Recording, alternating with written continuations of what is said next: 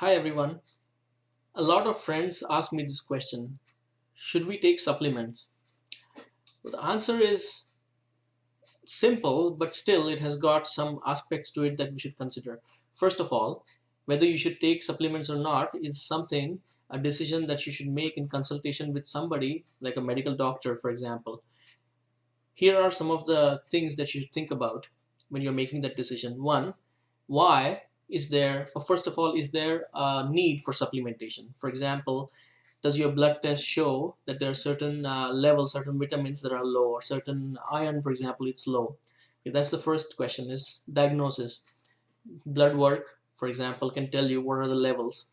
You have to be mindful though that the levels, the normal levels are basically for, it's a normal value for the entire population. So it's a range. So it doesn't mean that that's true for you, but it just gives you an idea of where the normal could be. You could be at the lower end, you could be at the higher end. So anyway, so that's the first test, to do the blood work, to get evidence of what is their need for supplementation. Second question you should ask is, why are you low in certain vitamins or certain minerals? That's the second question you should ask. Because normally, if we get enough food from plant-based sources, that's where the minerals and vitamins are, you should not be deficient. So if you're deficient and you're eating plant-based food, that means there's something wrong with the absorption, or the combination in which you're eating. So the third question you should ask is, how low am I? Because in my mind, if you're really, really low, then supplements are really good to boost your levels back up. But if you're already at the normal levels, studies show that supplements are not really helpful, and in worst cases, they can actually do harm. So those are some of the things in my mind that you should think about when you're taking supplements. Now, the next question is supplements such as proteins. We don't normally take supplements for fat, because we have plenty of oil. We can buy oil. We don't do supplement with oil, with fat. We never supplement with carbohydrates, because carbohydrates are there in our flour, in our sugar is pure carbohydrate. So we don't see, but we see protein supplements, we see protein powders, high protein powders.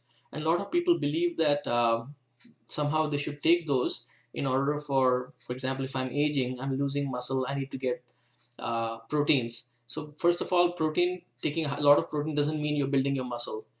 Building your muscle depends on, most important factor is, are you doing exercise? Are you putting stress on the muscle? Are you lifting weights? Or are you running, for example? That's how muscle is going to be built.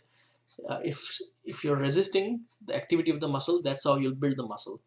All right, so the second question is this high protein supplement, is it really going to benefit me? So this is a bit of a tricky question.